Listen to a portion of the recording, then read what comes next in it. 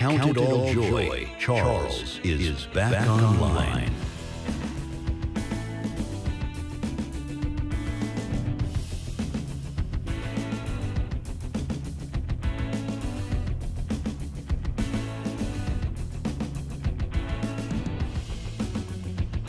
The Equally Yoked Show. Get yoked for free.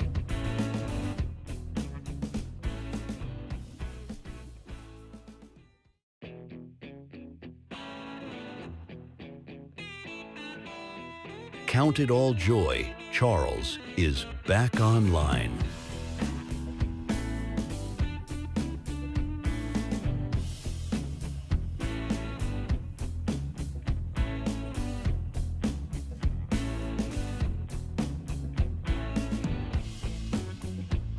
The Equally Yoked Show. Get yoked for free.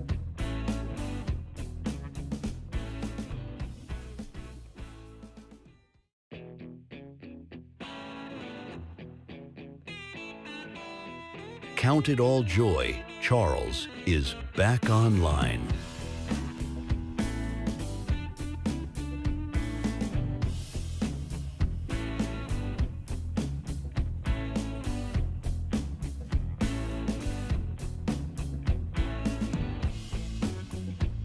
The Equally Yoked Show.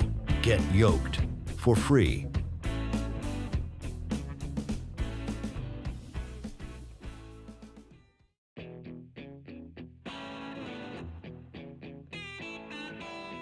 Count it all joy, Charles is back online.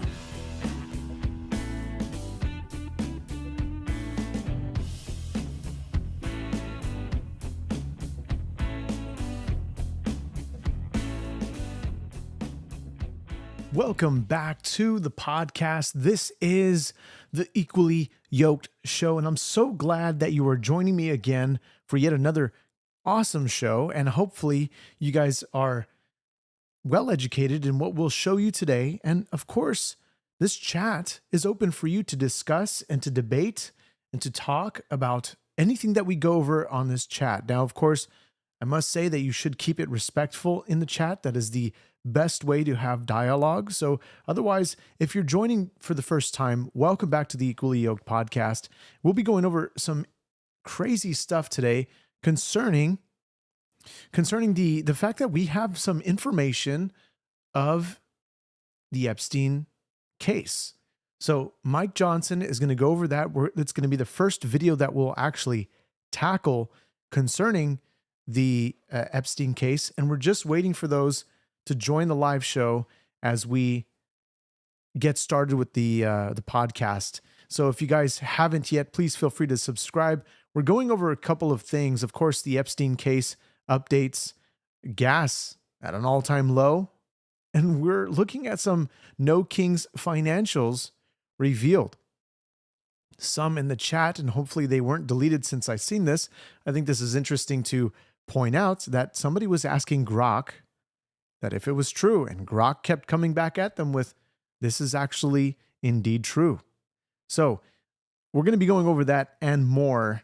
And even looking at Karine Jean-Pierre, who's left the Democrat Party, and she's on this campaign. I'm guessing for her new book. That's what we're seeing so far. But again, guys, if you're just joining in for the first time, please feel free to let me know where you're watching from, so I can get an idea as to who my audience is today, because I get a lot of people from all around the world, which is awesome. So let's get started.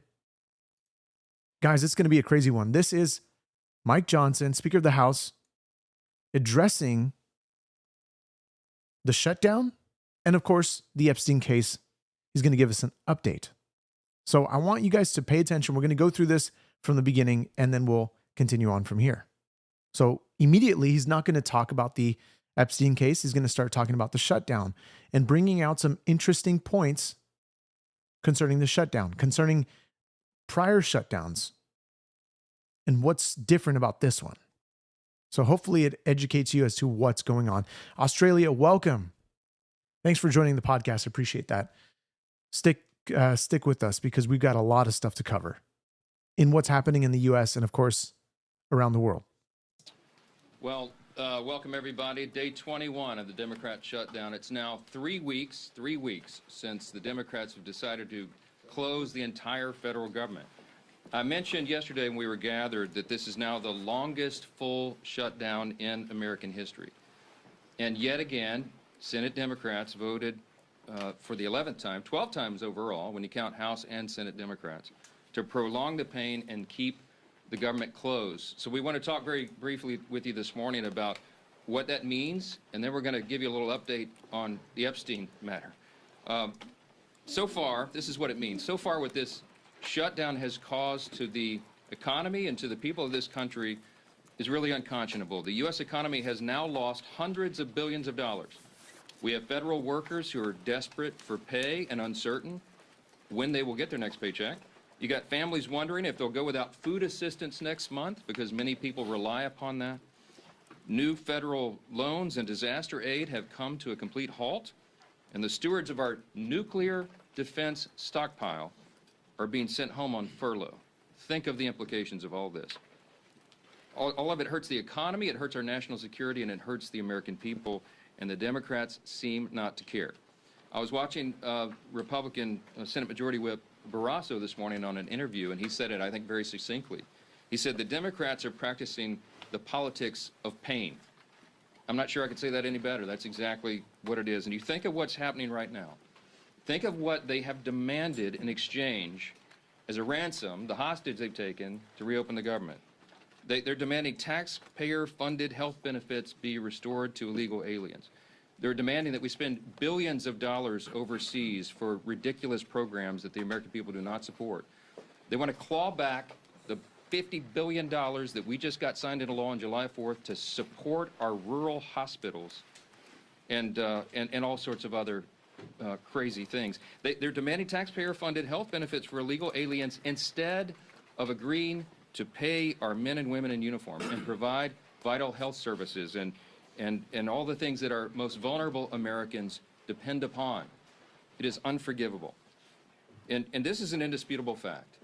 Everybody can see this, and everybody in this room knows what I'm about to say is true. Chuck Schumer and Hakeem Jeffries are terrified of their far left base in New York and around the country. So they have given in to their demands to shut down the government so that they themselves can get the left's approval and somehow salvage their political careers. That is the whole story in one sentence, okay? That's why Schumer said shamelessly that every day of the shutdown gets better for us. Who's the us? He's talking about he and Hakeem and the Democrats who are afraid of the far left for Americans around the country. I want to put a finer point on some of the very real consequences we're seeing and what they mean for Americans around the country.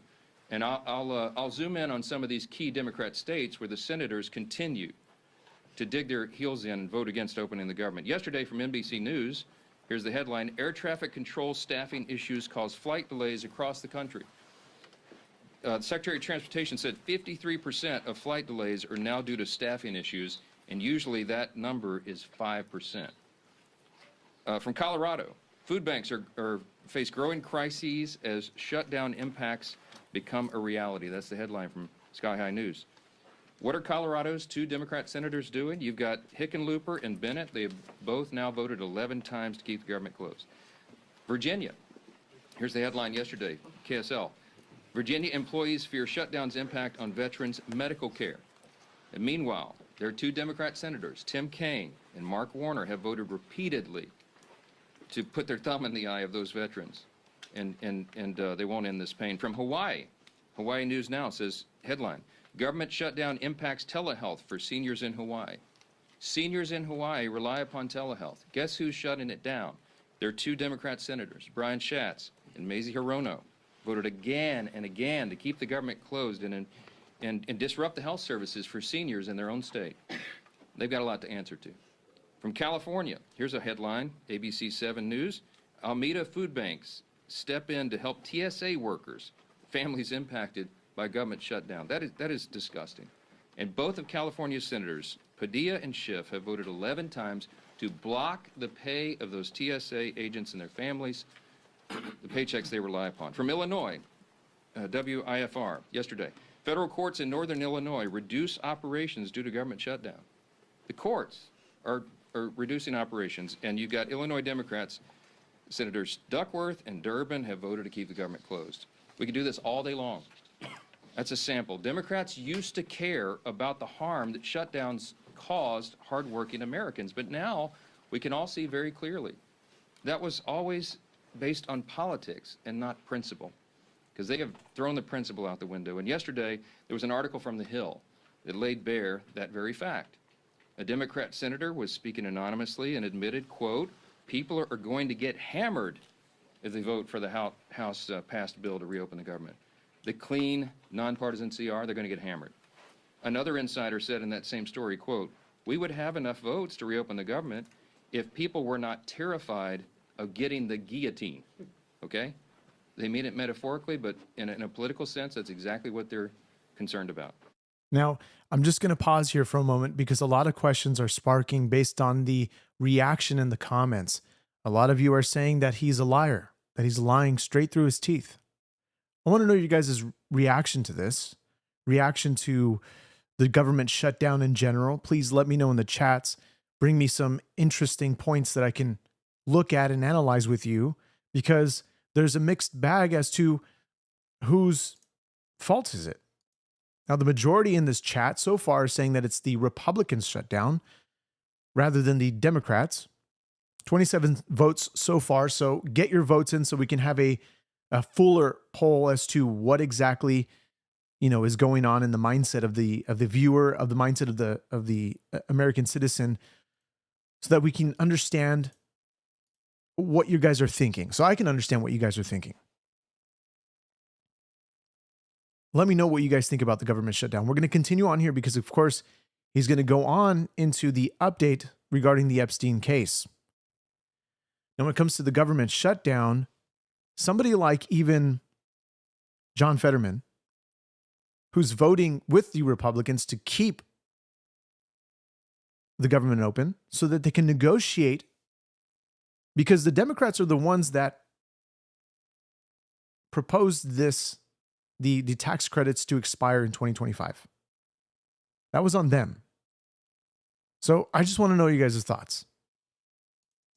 Now think about the fact that we're just laying out here. These are simple facts. We come out here every morning and remind the American people of what's going on. Do not let them distract you from the facts. The American people would have an open government if Democrats were not terrified of their radical base. That is the headline. Every single one of you should write that. That's the ugly truth. The Democrats are not governing in good faith. They're covering their own tail.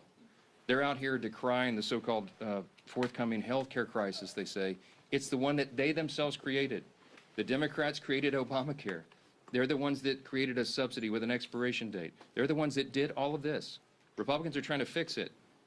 And they're trying to blame Republicans for the crisis they themselves created. They cry foul when we won't bail them out of their own shutdown. I don't have anything to offer, as I've explained. I don't have any partisan priority I can pull off of the CR to make it more palatable for them.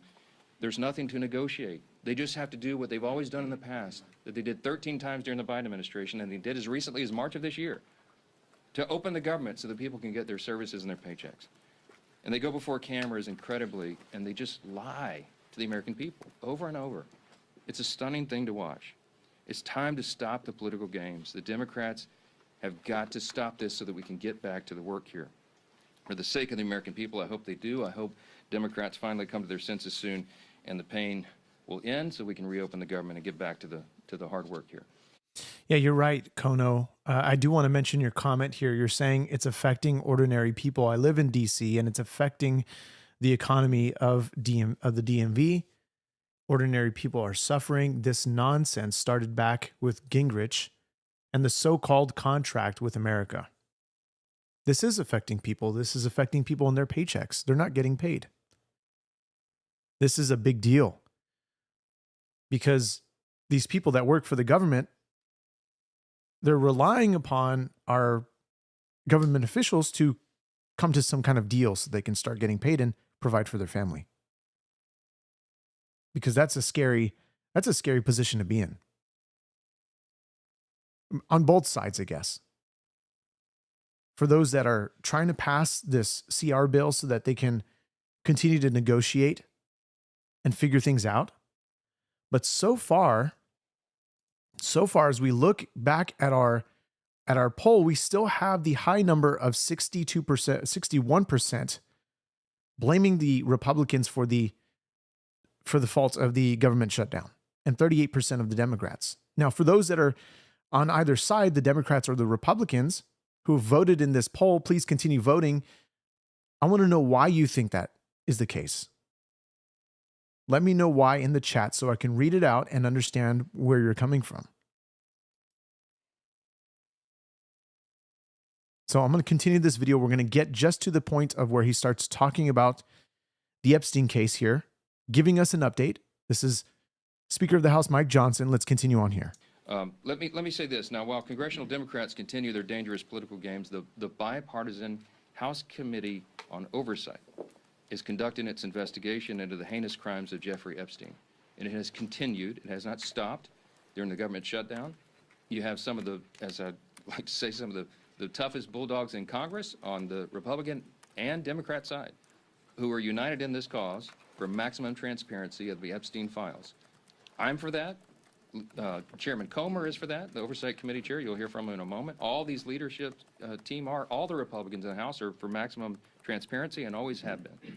My good friend, Chairman James Comer, is going to give you an update on that shortly, but I just want to make a couple of key points very clearly before I bring him up here. I want to read a comment here, and you say, is the government really shutting down? The government is already shut down, and this is the day 21 of the government shutdown, and they're voting every day to have the government reopen so that people can start getting paid. So yes, this is already affecting people. And according to Mike Johnson, this is the longest it has been in history. So let's continue on here with the Epstein files updates, the Epstein case. Congressional Democrats are rudderless right now. I don't know how else to describe it. They don't have a message. They don't have a leader. They don't have any identifiable set of policy solutions for the problems facing the American people. Their party continues to hit all-time historic lows in poll after poll after poll, and many of you have reported on that. These are objective facts. They're utterly lost as a party, and everybody can see it. So what are they doing? They see a shiny object, and they latch onto it. Democrats did not say one word about the Epstein files for the entire Biden presidency. They had all the files in the Biden DOJ. They didn't say a word about it. Now, why is that, though? If the Biden administration had all this dirt on Trump, I mean, that's not even what their focus was on. Their focus was on indicting Trump on many other different things. He's been, in history, I think the most indicted. His second is Eric Trump, who's been the most indicted in American history. And so why is it that they didn't, I want to know I honestly want to know your guys' thoughts on that. Why they didn't go for that. That's like the ultimate nail in the coffin. Let's destroy his campaign.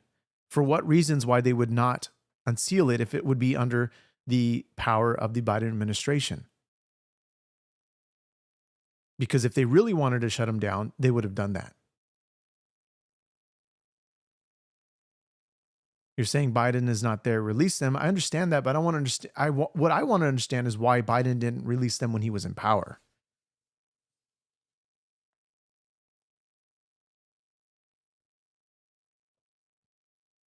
And of course, Dusty, I'm reading your comment here. You say it shouldn't be about the left or the right. It's about right and wrong. Yes, of course. Of course, it's about right and wrong. Absolutely.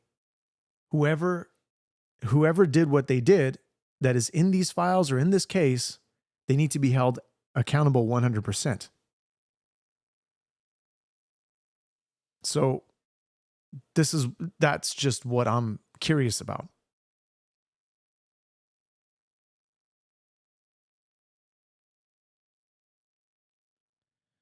Many are saying because the cases were ongoing, they couldn't release the files until Maxwell was prosecuted. What if the files are still ongoing? Is this completed? Because this doesn't seem like, is there more research going on? So what's the deal here? What do we know? Okay, we're going to get back to the video so we can continue hearing what else Mike Johnson is saying. By the way, I didn't get any answers. I didn't see any answers regarding why Mike Johnson is, according to many of you in this chat, is just lying through his teeth.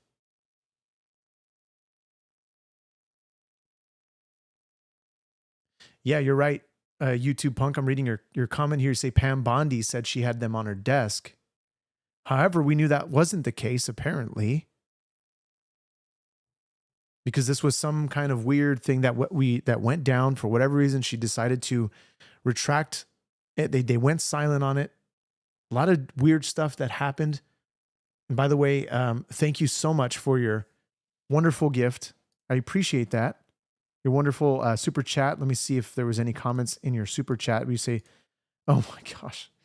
I will not be reading that online, but I appreciate the super chat. Interesting. But I appreciate the super chat.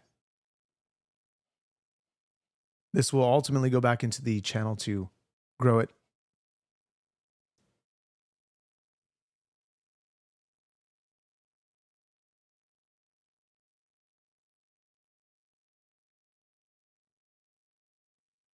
Yeah, they need to be held responsible.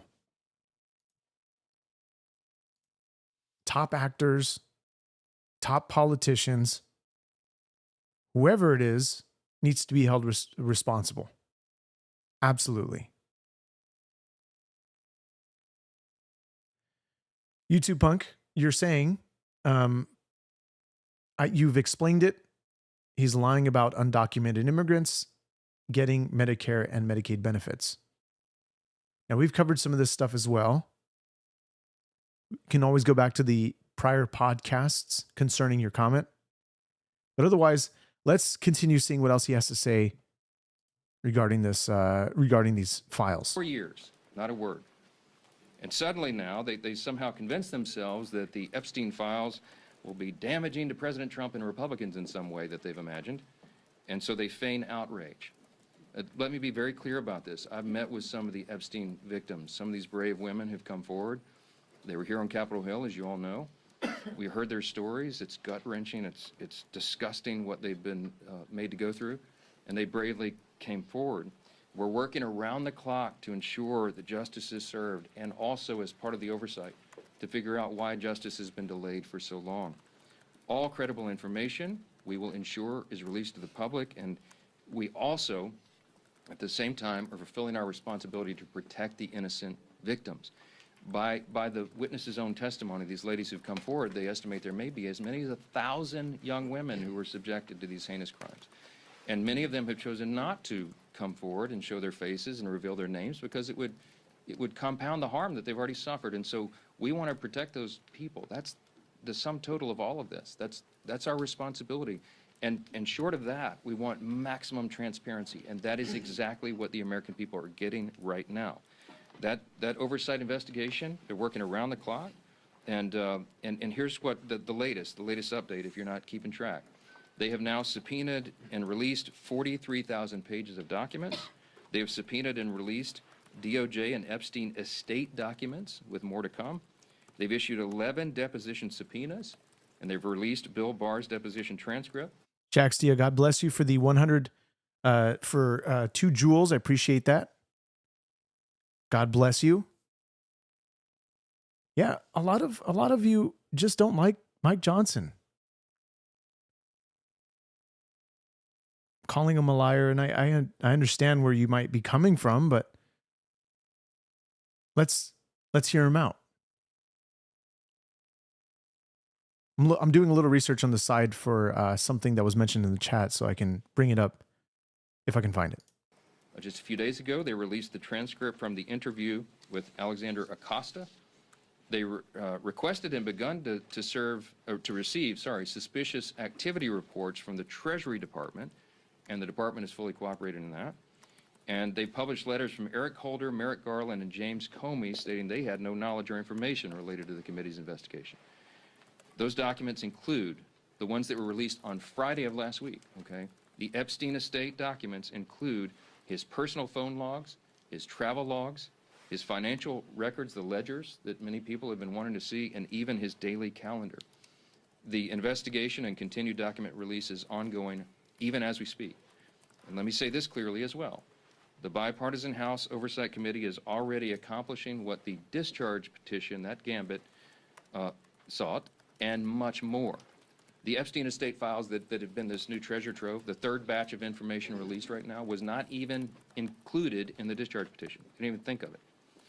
And again, the investigation is bipartisan, it's nonstop, and it's far broader in scope than what is covered by the discharge petition and has already yielded significant results. Unfortunately, some Democrats and sadly even a couple of Republicans have tried to make this a political issue. They seem to be more interested in trying somehow to lay a glove on the president than in securing justice for these victims, and I think that is shameful. But as Chairman Comer will tell you, the work of the bipartisan investigation continues, and we brought him here to share with you some of those thoughts. Chairman Comer, thank you for your hard work, and take it away. Well, thank you, Mr. Speaker. As Speaker Johnson already said, today marks the 21st day of the Schumer shutdown. Democrats' political games are hurting hardworking Americans. This week, essential federal workers won't receive their paychecks because Democrats voted against paying them. That includes Border Patrol, CBP agents, TSA, FAA staff, DOD civilians, FEMA responders, and Capitol Police officers. The overwhelming majority of Americans oppose this Democrat shutdown.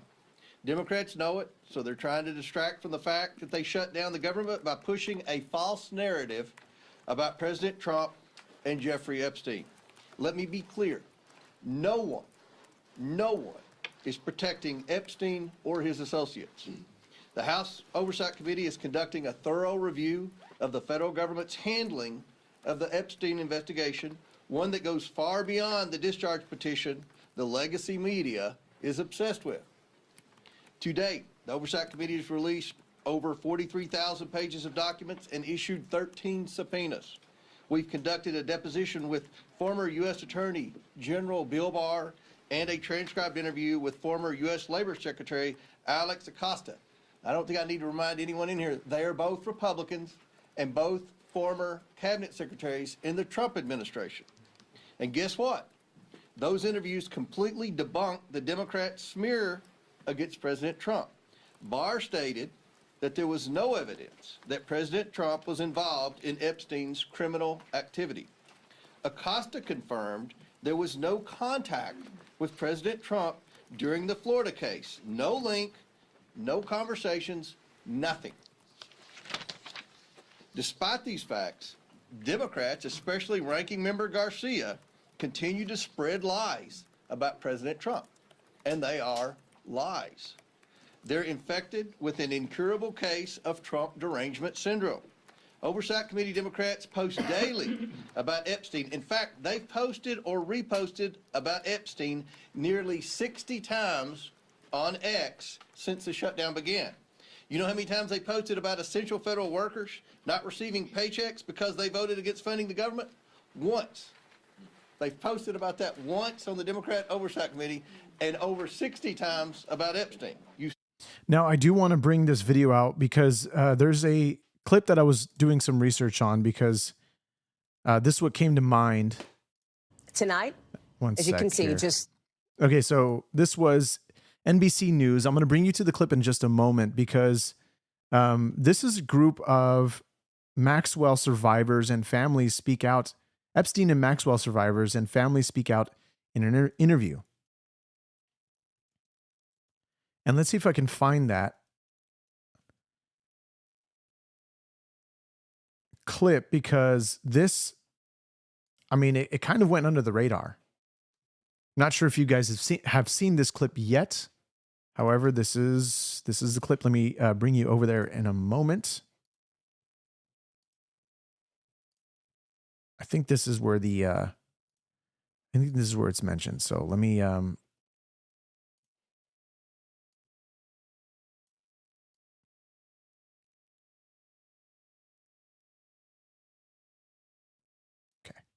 here we go. Her great involvement. I mean, some even say that she was the one that was the mastermind of a lot of it. I'm not sure about that, but regardless, she is the abuser, and why are we so concerned with how she feels about things and her opinions about Trump or anybody else? She's a convicted felon, and so we need to move on from, highlighting her as someone that we should be listening to. So what would you say to the Department of Justice as they were pursuing these conversations with her? They have emails, they have flight logs, they have a list they've compiled, right? And I feel like if they're not going to release this list to the public that everybody wants to see, we want to know who it is. A lot of us survivors know. We've been compiling lists of our own, and we have so many other survivors. Please come forward, and we'll compile our own list. So I'm curious, just to stop here for a moment, why we haven't seen a list from them. I'm not trying to accuse them of something or put any blame. Maybe they're trying to gather more credibility for them to do this, and they probably have lawyers that are guiding them through this as well. I would imagine so. So just looking at this initially, we're going to continue on here with this clip, and they're going to talk. The host is going to ask a very specific question regarding Trump. So let's get to that moment and seek justice for on our own. I mean, I think that's what's going to happen next. Are there other prominent individuals that you saw when you were with Jeffrey Epstein and others who you think should be followed up on by law enforcement? Well, let me get this straight. Jeffrey wasn't doing this for himself. I mean, let's not beat around the bush. The parties, the charity events, on the island, everyone that he was involved with, not everybody, because obviously there were people that didn't know about what he was doing. But there were many people that knew what he was doing that were involved in the sex trafficking ring. Your sister described Ghislaine Maxwell as more evil than Jeffrey Epstein. That was something that she said publicly. Yes. And so I have to ask, in the context of what is also in the ether at the moment, this idea of a potential pardon for Ghislaine Maxwell, how would you feel if she were to be pardoned, given your sister's comments about Maxwell? I think it's the biggest slap in the face for us as a family, and to these girls and anybody that's been impacted by her. I don't think 20 years is enough. Yeah. You're referring to her sentence. Yeah.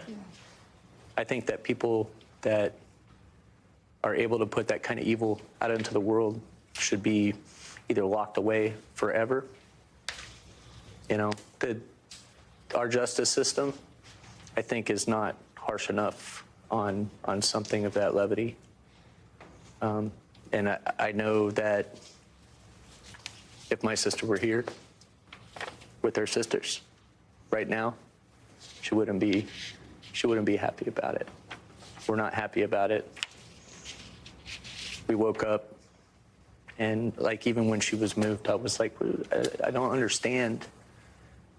Now, I do want to get to the moment where she actually asks the question. I was looking at the transcript to find it, but for whatever reason, let's see here. Here's a problem. When I click on a transcript timestamp, it pushes it way forward than where it actually is. So hopefully this helps. This is around 16. Actually, let me just go to that. Working with him or had something that wasn't right with her. And so much has come out since then that we know, her great involvement. I mean, some even say that she was the one that was the mastermind of a lot of it. I'm not sure about that, but regardless, she is the abuser, and why are we so concerned with how she feels about things and her opinions about Trump or anybody else? She's a convicted felon, and so we need to move on from, highlighting her as. That might not be it. Let me see. Where is it exactly?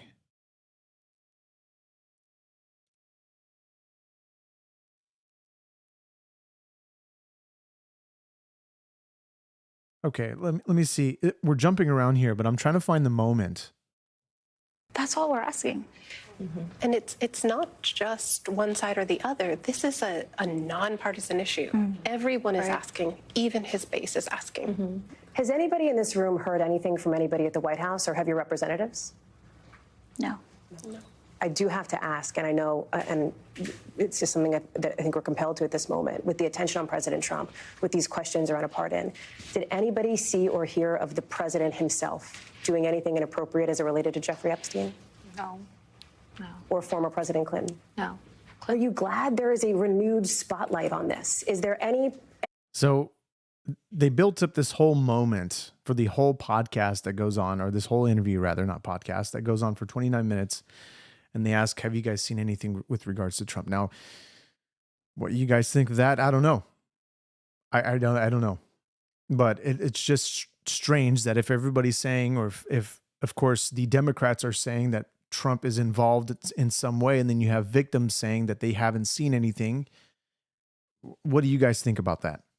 Honestly, give me your honest opinion. So we're going to continue to move along here because we've got still so much to cover and so much ground to go over when it comes to where America is, even in the Middle East, which is a very highly debated topic. Maybe before we go there, I do want to go to some of these clips that I found just rather insane. So first of all, we're going to go over an article concerning the last the former White House press secretary, Karine Jean-Pierre. And this is the article. This is from the Epoch Times, or the Epoch Times, saying that she quit Democratic Party over Biden's exit from presidential race. Jean-Pierre had defended Biden's mental and physical fitness in the months leading up to the presidential election. Interesting. But here in this interview, she's being pressed on by Tim. I forget his last name. Tim Miller. Okay, let's go there and let's see what she has to say concerning her position and concerning the fact that she was, what was going down. Let's bring you into that clip. So that's number one.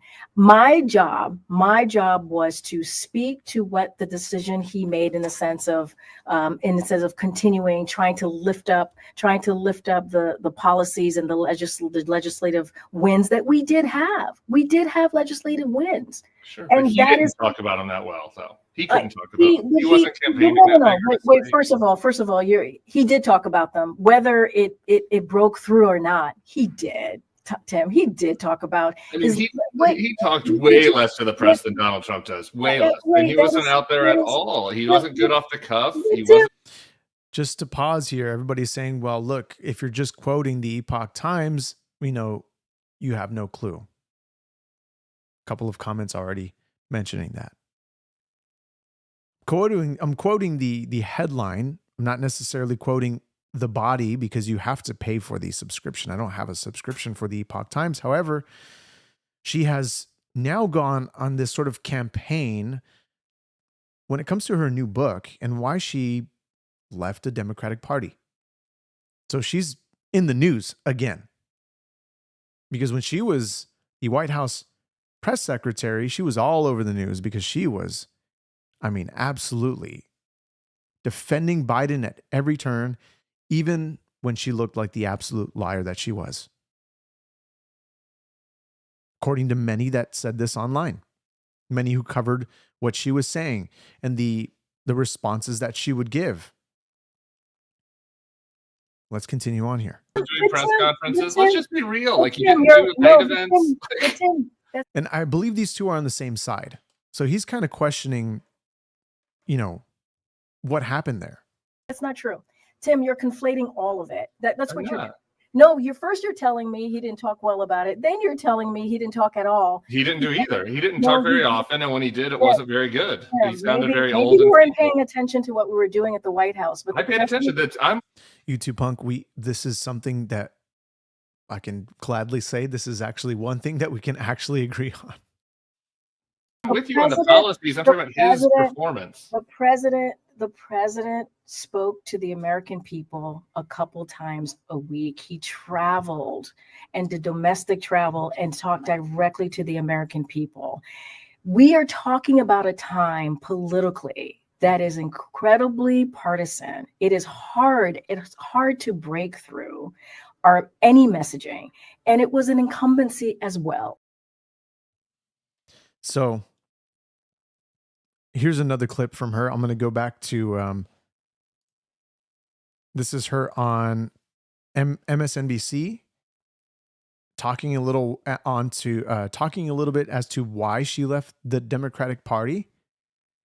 And she's talking about that our democracy is under fire. She goes on a tangent here. Let's hear what she has to say. And right now, in this moment, there's an existential threat. Our democracy is hanging by a thread. Some people would say we're already an authoritarian regime. And I need to see teeth. I need to see fire. And not just me. Many people are worried and concerned. She needs to see teeth and fire? Huh? That's wild. But she's now making this big deal as to the fact that she left the Democratic Party. Why is that? Well, anyway, so she's been making the rounds in the news. And before we get onto the Witkoff and Kushner sparking criticism because they're defending Hamas, criticizing Israel, let's check this out for a moment. We'll take a brief break to hopefully celebrate something together, because I think this is important. But let me look at your comments for a moment.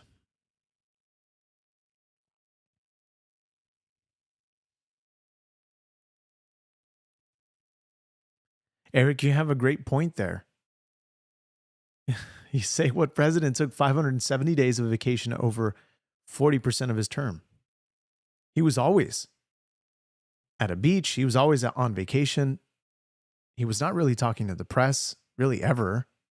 And the one who was having to defend him was KJP.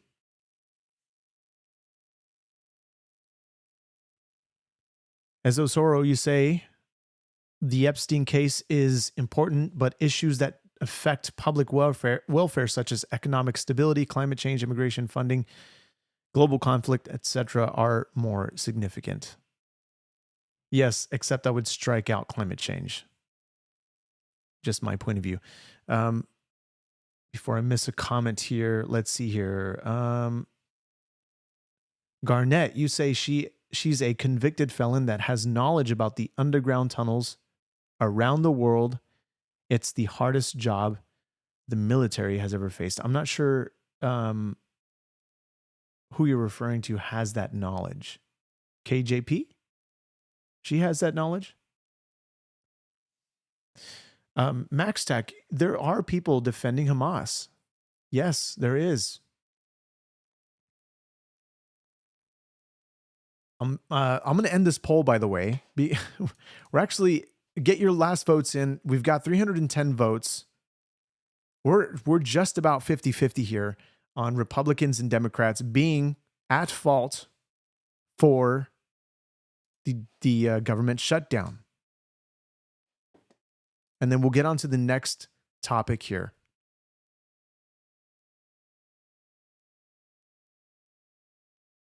All right, ending it. It's 50-50. We got 311 votes. Whose fault is it? 50% say Republicans, 50% say Democrats. That's out of 311 votes for a poll. I think the second most that we've had any poll numbers here on this podcast, which is good because it gives us an idea, a sort of gauge as to where the audience stands when it comes to this government shutdown. It was lingering around 50, 51%, going back and forth. But this is kind of a split deal at this point. I mean, I guess we could have kept it going. However, we're going to stop it there. And YouTube Punk, you say, I haven't seen anyone in the chat defending Hamas. Remember, Bibi supported Hamas with millions. Well, we've discussed about the fact that he supported Hamas, talking concerning Qatar, concerning the fact that he was funding Gaza, not Hamas, funding Gaza. Of course, it goes to Hamas because of the government, but it's to build Gaza, to build their infrastructure, to build their water systems, and Hamas ripped them out. All these rebuttals that we've gone through before. Do a poll, as Osoro, you say, do a poll for whether we agree with the bill. The CR bill, is that what you're talking about? I can do a poll like that. I just need to make sure that we're clear as to that. That's the bill you're talking about. You say it can't be, Joe Harry, you say it can't be 50-50 with an odd number. I guess. I don't know. I'm not sure how YouTube calculates those algorithms. Maybe it's just doing you could see the poll there, how many people voted.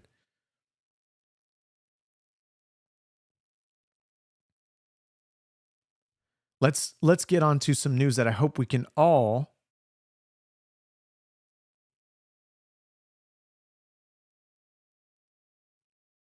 agree on. Let me get to that article for you, because I think this is a huge win. At least I hope it's a huge win for you guys as well. For those that pay a lot in gas, Trump effect. Gas prices fall below $3 per gallon for first time in over 4 years.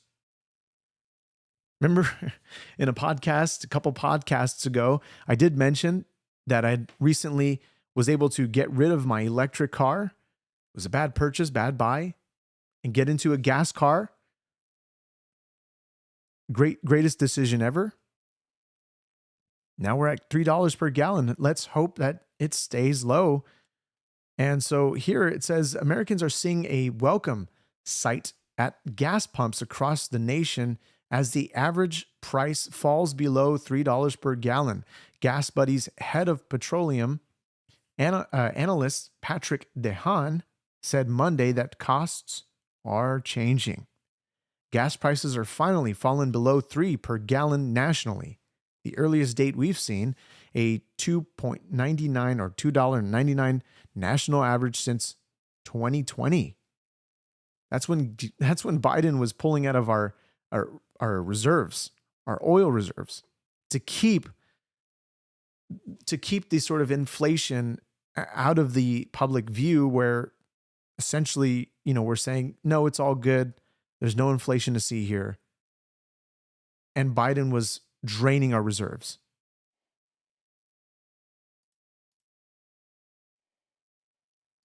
So it says OPEC deserves much of the credit for this trend, having steadily raised oil production for much of 2025. Currently, 35 states have average gas prices below $2.99 a gallon. Gas Buddy even recorded the first $1.99 cash price at a station in Evans, Colorado, with stations in Oklahoma and Texas not far behind. Barring any major disruptions, gas prices are likely to remain slightly below year-ago levels and could stay under $3 for much of the next few months. Let's hope that's the case. Jax, you say Washington State is $4.25 to over $5 a gallon. Yeah, I've heard it's pretty pricey out there, that it's gone up to $10 during the whole inflation. I think we're still barely just sort of correcting that. But California is around that. 450, around 450. I've seen 5. I think this was prior to me getting rid of me electric vehicle, my electric vehicle. It's not mine anymore. Thank God. But Jason, welcome back. I see you changed your profile pic. Hitting with the $2 wonderful donation. Thank you so much, sir. God bless you. As always, you're one of the originals that were in this chat from the very beginning. So I think this is great.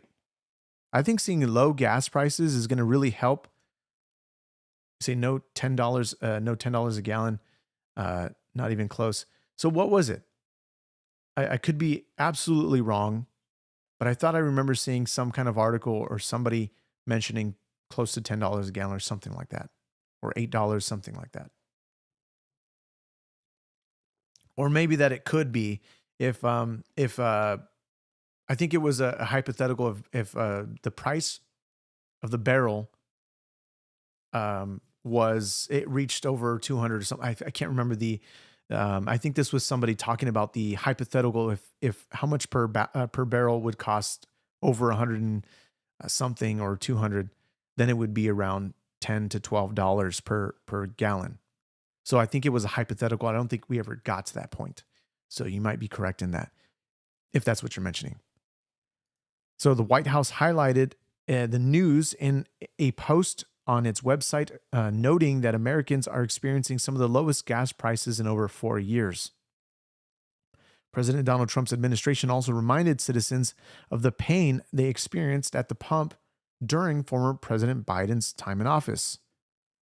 It says President Trump understands that energy dominance is a key driver for growing our economy and lowering costs, making good on a promise he repeatedly made on the campaign trail after years of Biden-induced economic disaster. In fact, under Biden, average gas prices remained above $3 a gallon for nearly the entirety of his presidency, the site read. In 2022, gas prices reached another record high, hitting a national average of $4.60, and I've seen as much as $7 here in LA, around LA County.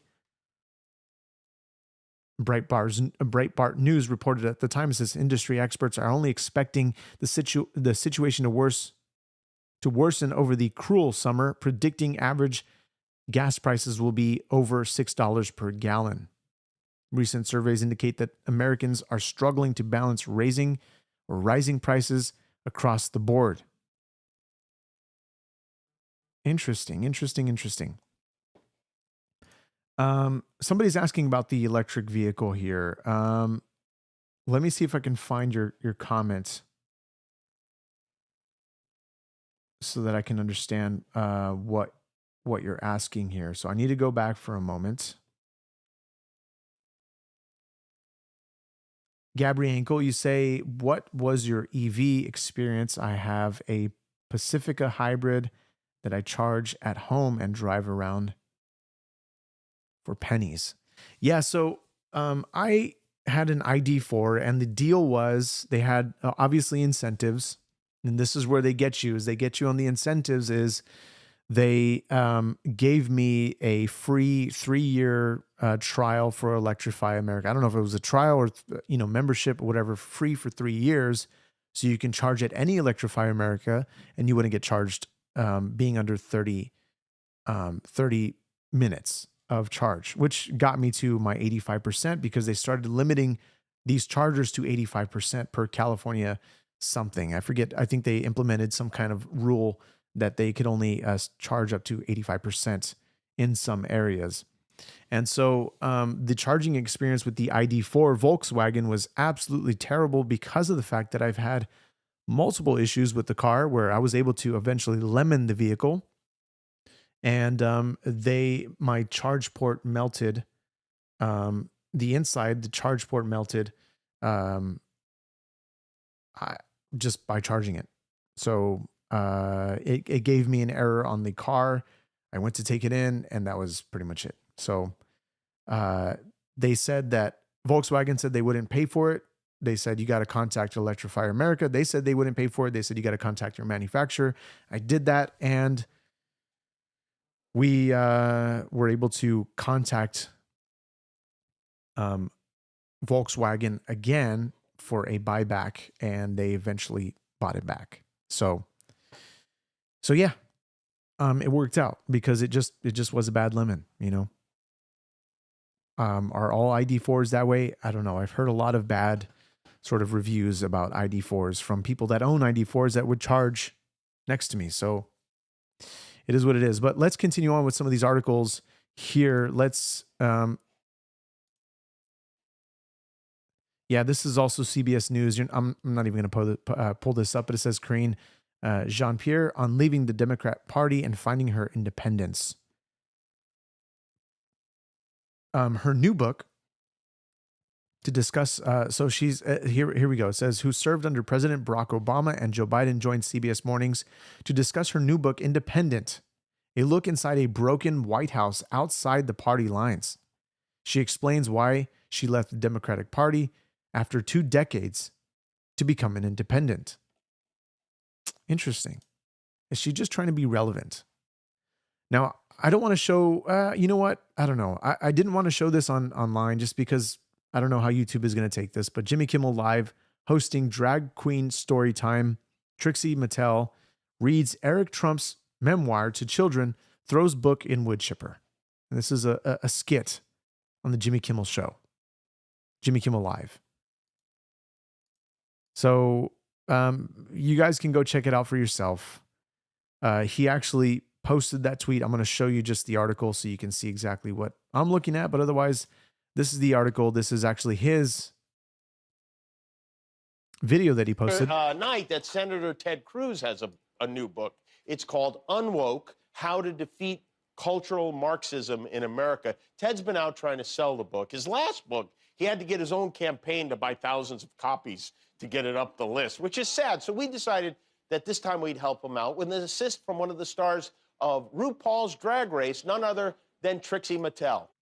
So they start applauding, and then you see Trixie come out in front of young, tender age kids, and they look absolutely confused. This, in my opinion, shouldn't happen at all. It's also, in my opinion, very sick. Because the kids, they just look confused. So I don't even want to go there because I don't know how YouTube's going to take it. So we're going to move on to Witkoff and Kushner sparking criticism by defending Hamas, criticizing Israel. And it says U.S. Special Envoy Steve Witkoff and presidential son-in-law Jared Kushner sparked controversy Sunday by defending Hamas's good faith in the Gaza ceasefire and suggesting Israel needs to treat Palestinians better. It says Witkoff and Kushner were interviewed by CBS News 60 minutes ahead of their arrival in Israel to assist in implementing the Gaza ceasefire, which was shaken over the weekend by Hamas violations. Hamas has not complied with commitments to return all 28 bodies of dead Israeli hostages. Now, the IDF is posting on their Instagram account that they're getting word from the Red Cross that they're receiving another body, so they're giving updates on their Instagram account. So it says Hamas fired upon Israeli soldiers on Sunday, killing 2 and triggering airstrikes in response. There was a video, I think this is probably the video that it's talking about, concerning that Israel was continuing to burn down. The language here is, I can't show the footage on YouTube, but it says that Israel is burning down Palestinian homes. But this is as a result of the airstrike that they conducted over the retaliation for killing 2 and triggering airstrikes in response. Witkoff told CBS that he had bonded with a Hamas leader over their shared loss of their sons.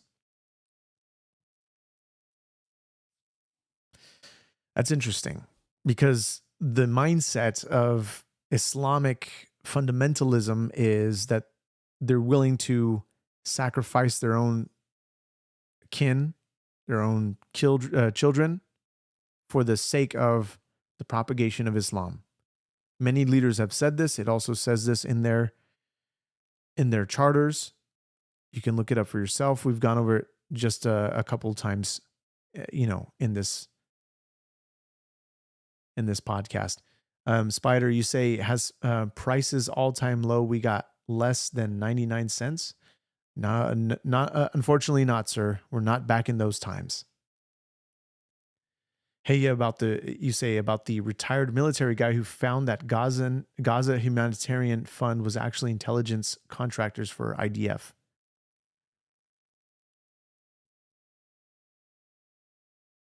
I think let me see. There was a video that I was going to play here.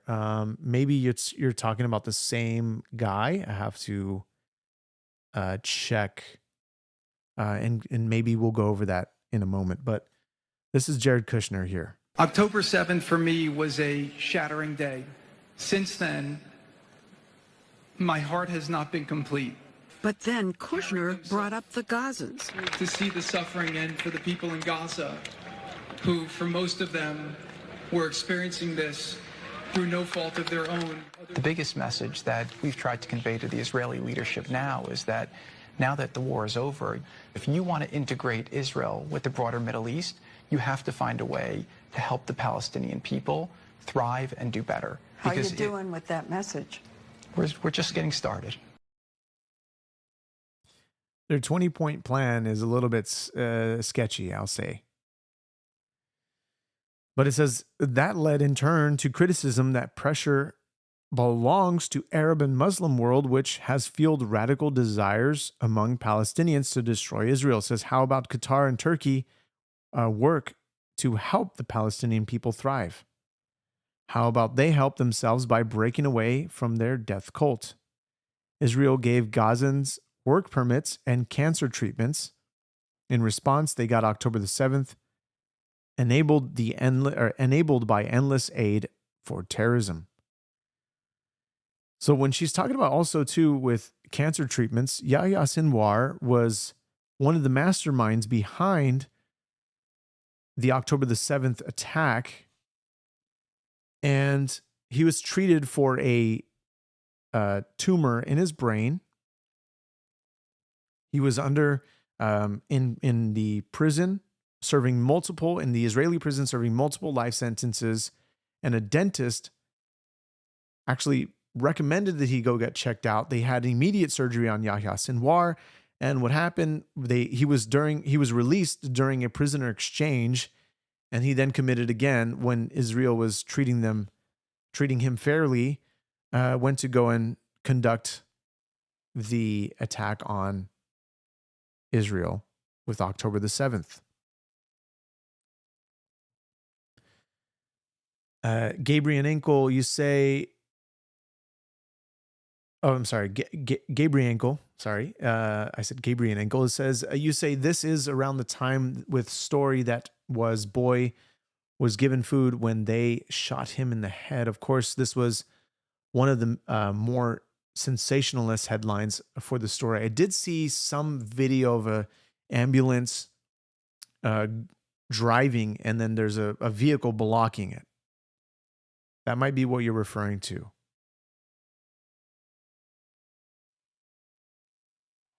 So,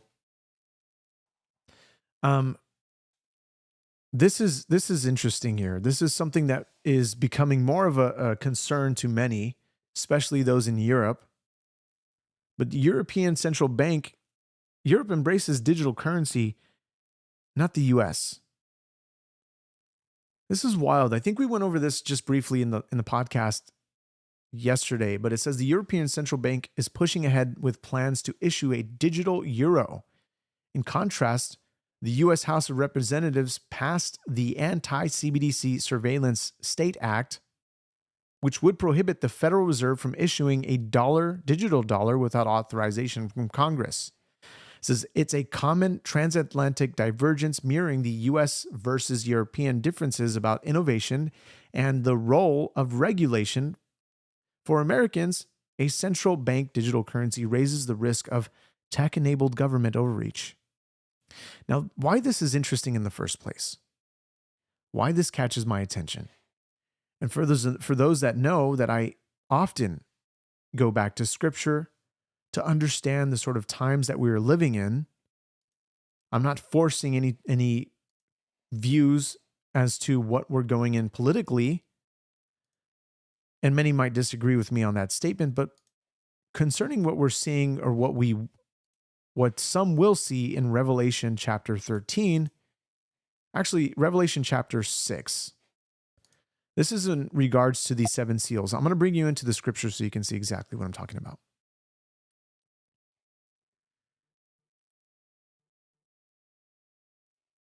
It says, with the seals that go on, we have the first seal, which is the white horse. The white horse is given, it says, and behold, the white horse and its rider had a bow, and a crown was given to him, and he came out conquering and to conquer. Now, these first 4 seals are man-made judgments. It says, and when he opened the second seal, I heard a second living creature say, come. And out came another horse, bright red. Its rider was permitted to take peace from the earth so that people should slay one another. So what happens as a result of war and conquering, it says, and he was given a great sword. It says, but he opened the third seal, and I heard the third living creature say, come. And I looked, and behold, a black horse, and its rider had a pair of scales in its hand. And I heard what seemed to be the voice in the midst of the 4 living creatures say, a quart of wheat for a denarius, and 3 quarts of barley for a denarius. Do not harm the oil and the wine. Let's go on to Revelation 13, because it talks about this sort of cashless society where the oil and the wine here would be we're talking about the economy here. But before the mark of the beast is issued, it talks about in verse 16, it says, or actually, let's go back here. It says in verse 14, and it says, and by the signs that it was allowed to work in the presence of the beast, it deceives those who dwell on the earth, telling them to make an image for the beast. This is an idol, it says, that was wounded by the sword and yet lived. So there was a sort of assassination attempt here. Or actually, it was successful. However, it was a mortal wound. You see that in the earlier part of this passage. But he was healed from this. He lived from it. It says, and he was allowed to give breath to the image of the beast, so that the image of the beast might even speak and might even cause those who would not worship the image of the beast to be slain. It also causes both small and great, rich and poor, both free and slave, to be marked on the right hand or the forehead, so that no one can buy or sell unless he has the mark. That is the name of the beast or the number of its name. It says, this calls for wisdom. Let the one who has understanding calculate the number of the beast, for it is the number of man. His number is 666. Why I bring this up in the first place is because the digital banking, or this coin, this digital currency that they're embracing, that the European nations are embracing, is concerning, because this is something that obviously could be tracked by the government. They can see exactly where the money's going, because cash is most certainly almost impossible to track, to follow the money. But you can easily if the government had power over this, they could easily shut down people's wallets if they're not following carbon credits. You know, there's this talk about carbon credits. There's this talk about your carbon footprint, all this stuff. So we also have the rise of AI being so crazy. The Sora app, for example. Trina's right. Welcome back. Appreciate you for being here.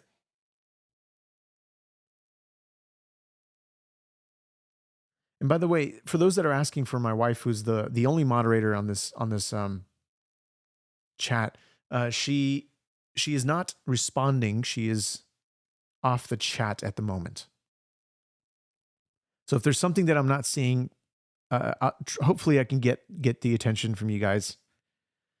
But otherwise, this rise of AI being so legitimate, in the sense that it looks absolute real. A lot of these AI generations, how far the technology has gone from Will Smith eating spaghetti to now, is absolutely insane.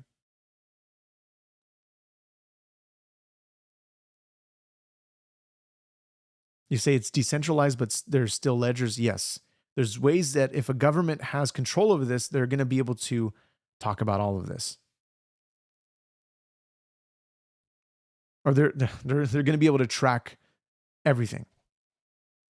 Biden wanted to implement, which I don't know if it actually even went through, but he wanted to implement something where if your bank account exceeded over $600, they would be able to track everything from that point on. I'd have to get the details. I don't want to misinform you on that.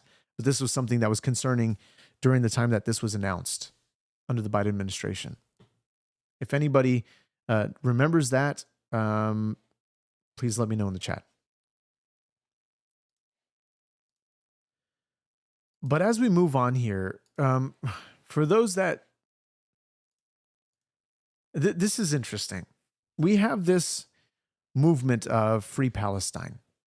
And for those that are calling the conservatives or people who are on the right, Hitler or Nazi, and as Osoro, thank you. I'm glad that we can agree on something. Appreciate it. And so here we go. This is what we're seeing.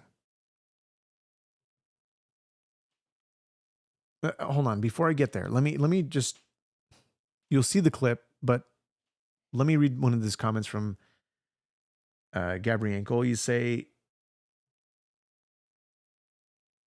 all I know is that there was a prophecy of people's sin being shouted from the rooftops. This is what I think is happening with the OnlyFans and people reviewing spicy books and the like. I have to figure out what passage, if there is a specific passage that you're referring to, please let me know in the chat. But I don't recall that prophecy. If you know.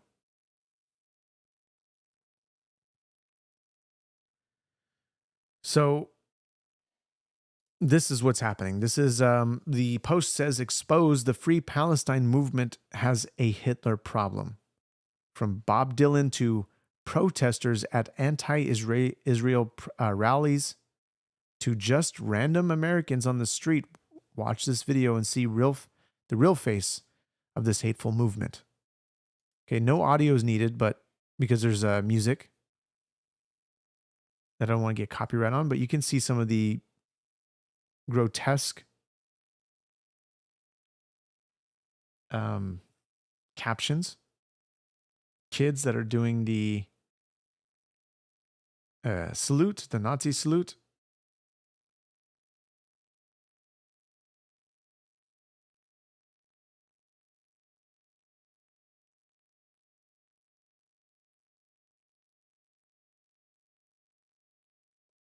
This is the reality of many of these people that are for this movement.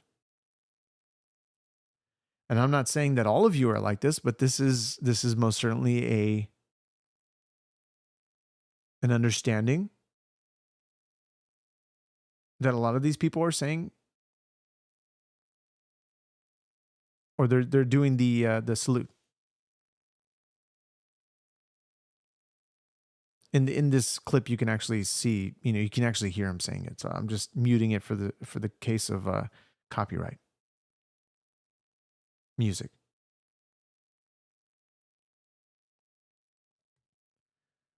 So I hope you can see the captions here. You should be able to.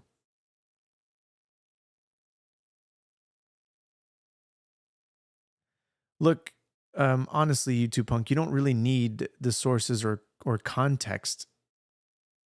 In my opinion, for videos like this, we're just showing you, like, what context do you need in the case of these Nazi salutes that are ongoing, especially with specifically Palestinian protests.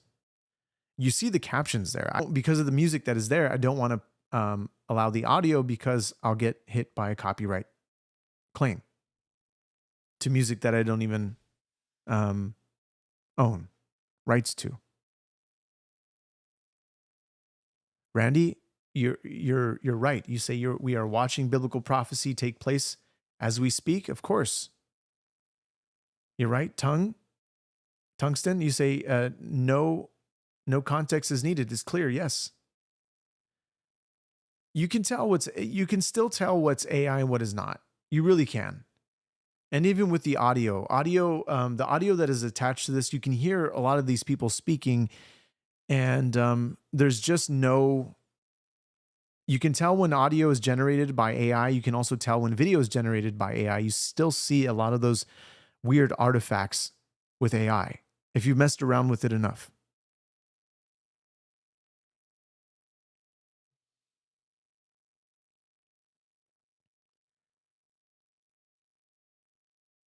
One of your comments here, Olu, you say, I'm abbreviating your name here.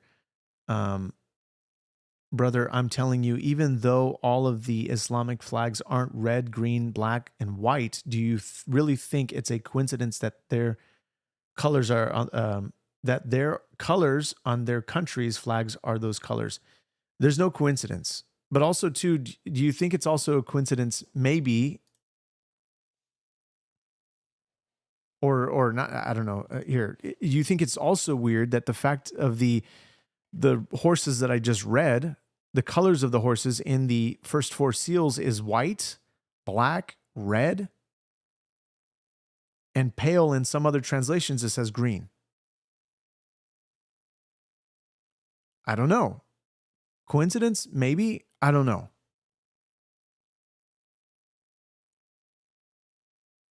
You can look at it in Revelation chapter 6 for yourself.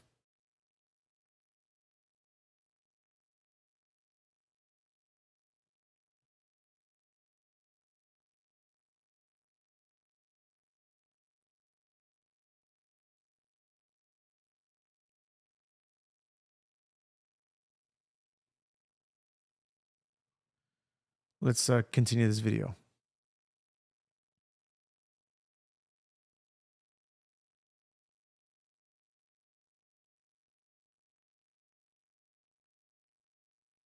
Saying Israel should be the video and the captions say Israel should be exterminated, just like Hitler did. Don't cry about the Holocaust. This is more comments from the video on the captions here. You will pay, they're saying.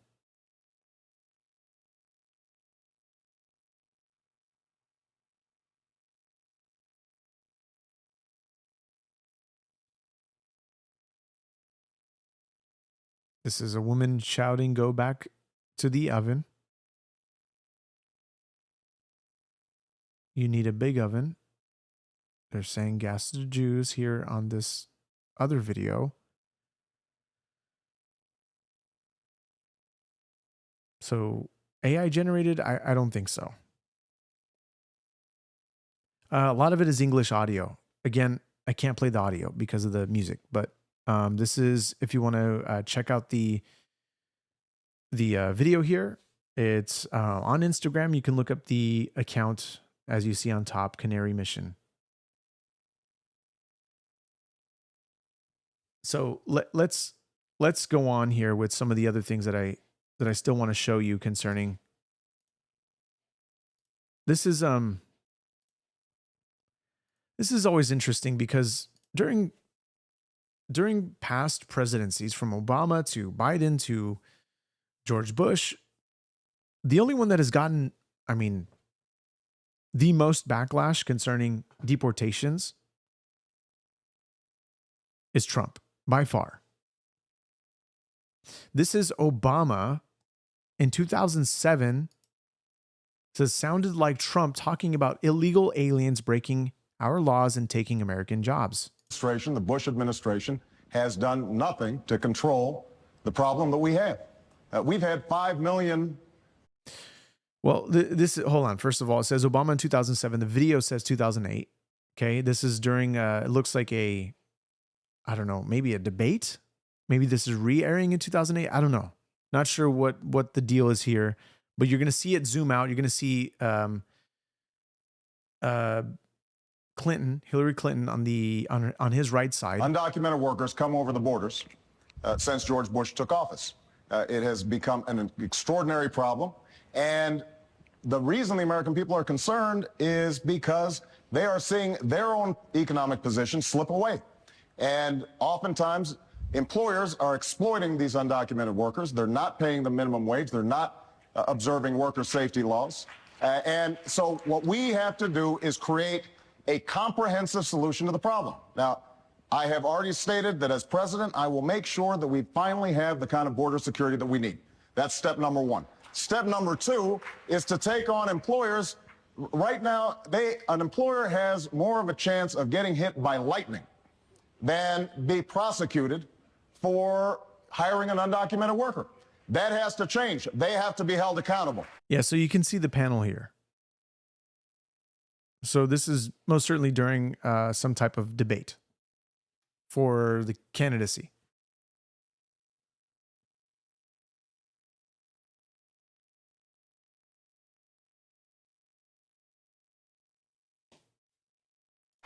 And when we do those things, I believe that we can take the undocumented workers, the illegal aliens who are here, make sure that they are subject to a stiff penalty, make sure that they're learning English, make sure that they go to the back of the line so they're not getting an advantage over people who came here legally.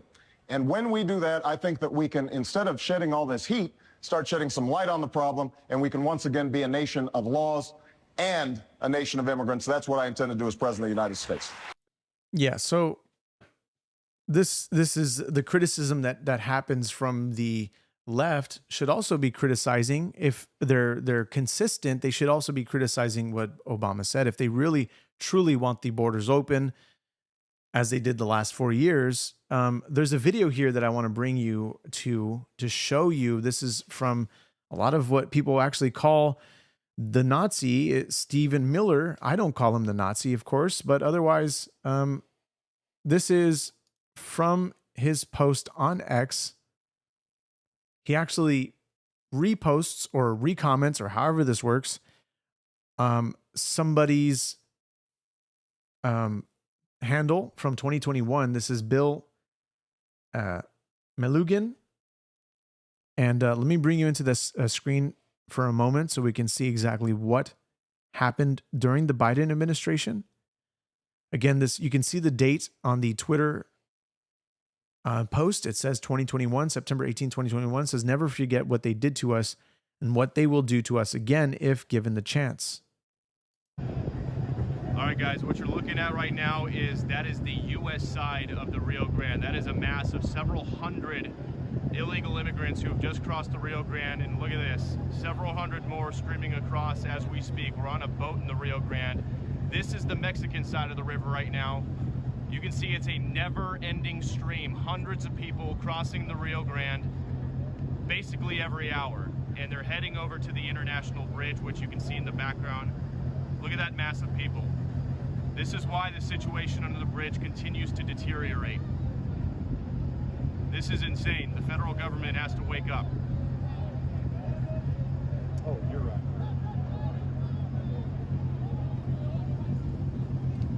This is what the UK also had going on. And we're seeing more and more of Islam being propagated, as we watched Anjam Chowdhury talk about the propagation of Islam, that they're doing their best. Now, I'm going to bring you over to this article so I can use the restroom for a moment.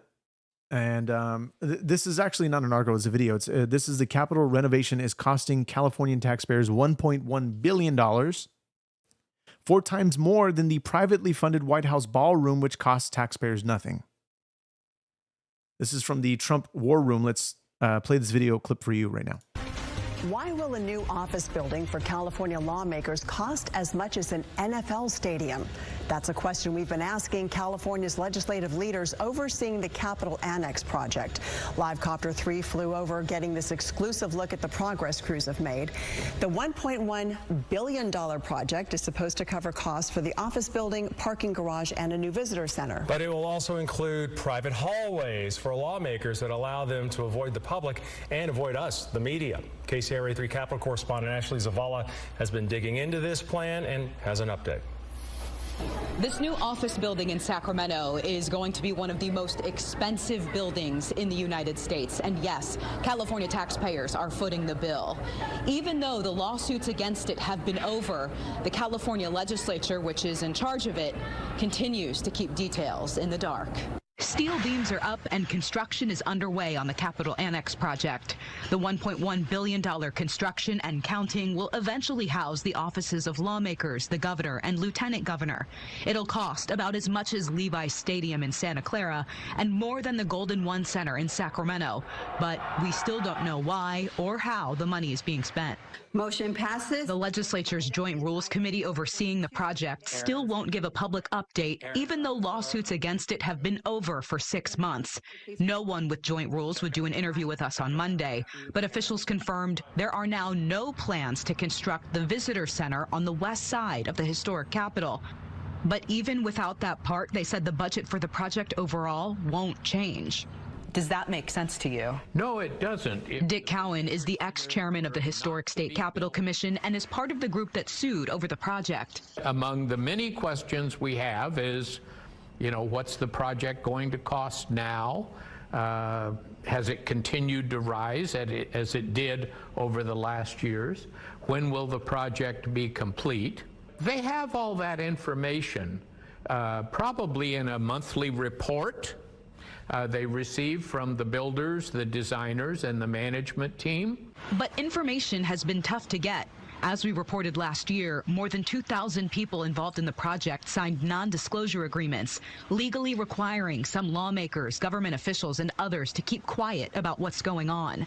The cost estimate has more than doubled since 2018, and the NDAs are still in place. I think so. Also, like the nonsense super train that we were supposed to have from LA to San Francisco, was it? That the budget kept getting bigger and the project never finished. Whatever happened to that?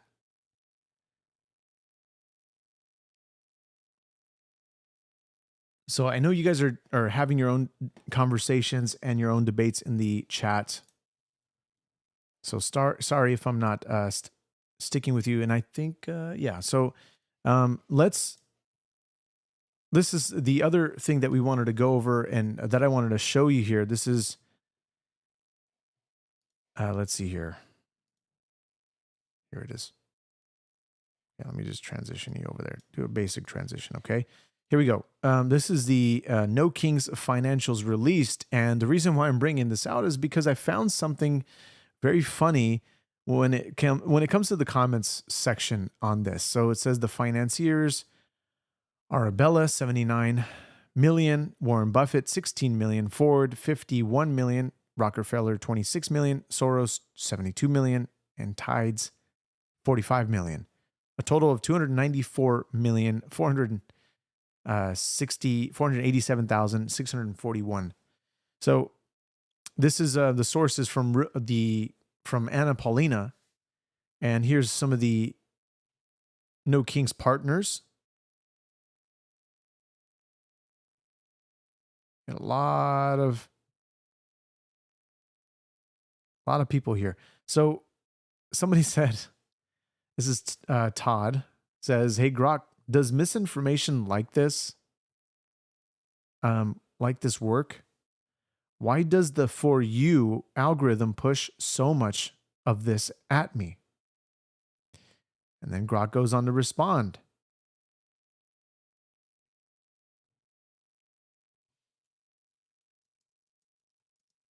One sec, guys.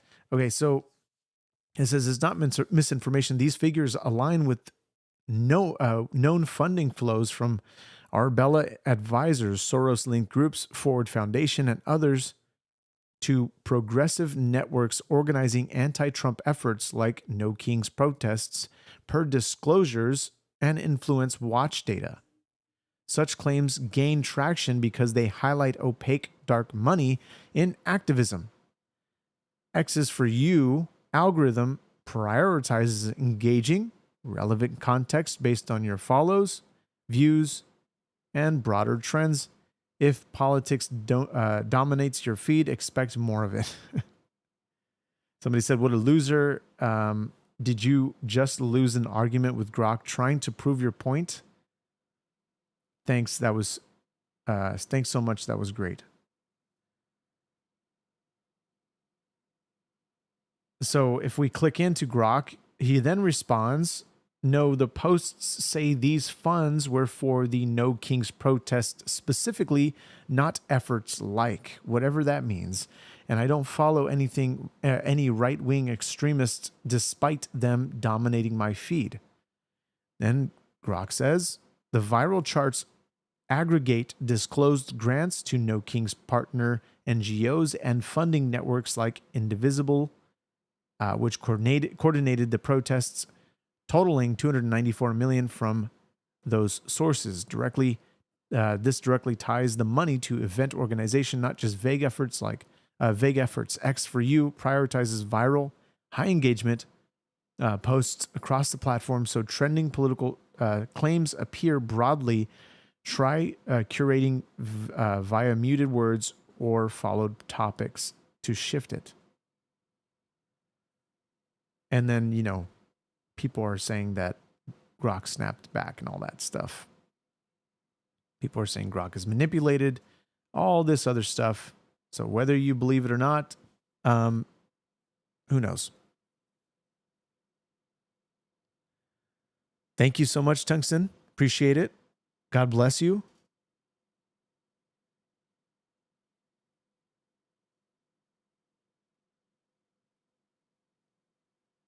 Just making sure I didn't miss any chats here. But if I did, please feel free to re-chat them, and I'll see if I can catch up to where you guys are, because oftentimes I'm reading comments that aren't even directed to me. Norse is back. You say, bro, who's your favorite Naruto character? Well, I couldn't tell you because I honestly don't remember much of the characters, being that it was well over a decade that I watched this show. I'd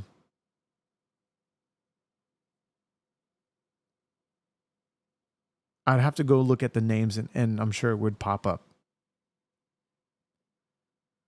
But I don't know. You say, George Santos pardon. What do you think about Trump pardoning more felons?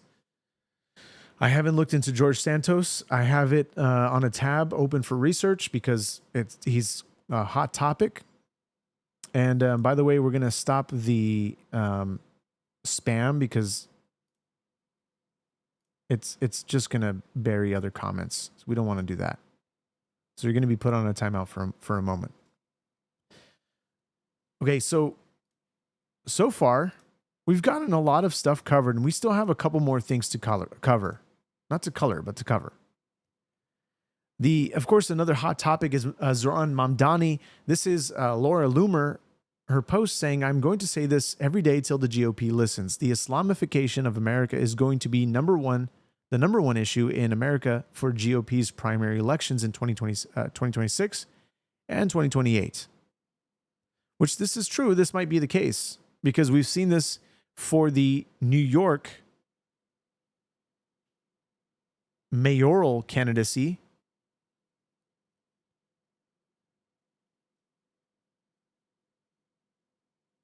Where they're making it such a big deal about going to mosques to speak to the Muslims.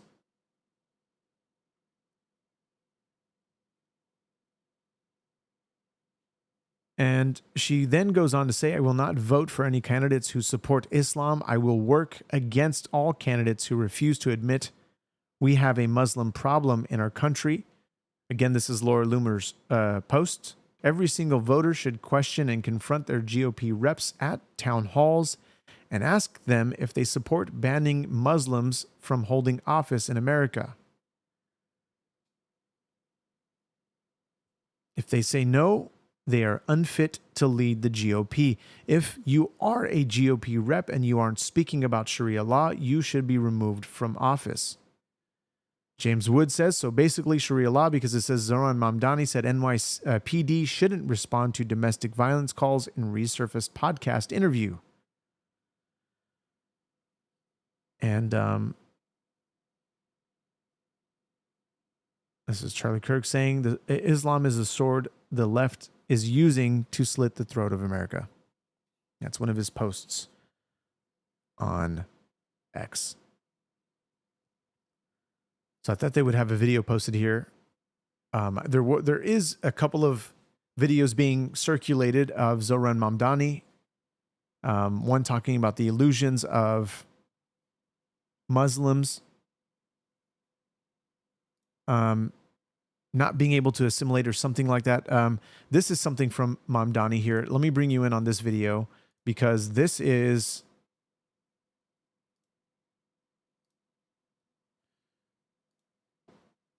These are his, or one of his interns.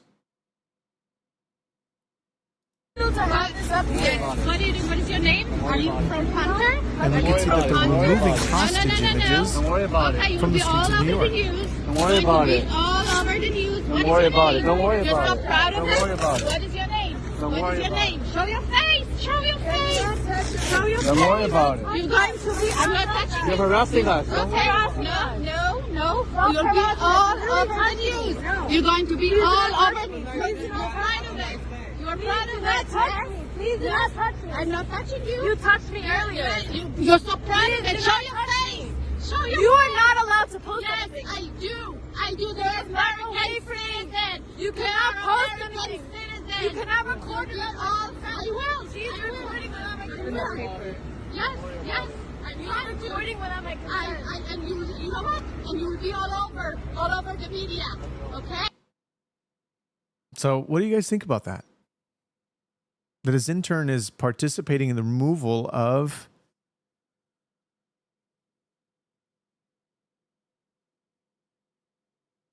I'd have to figure out I'm sorry, I'm going off on a tangent. The removal of the Israeli hostages images that are being posted up.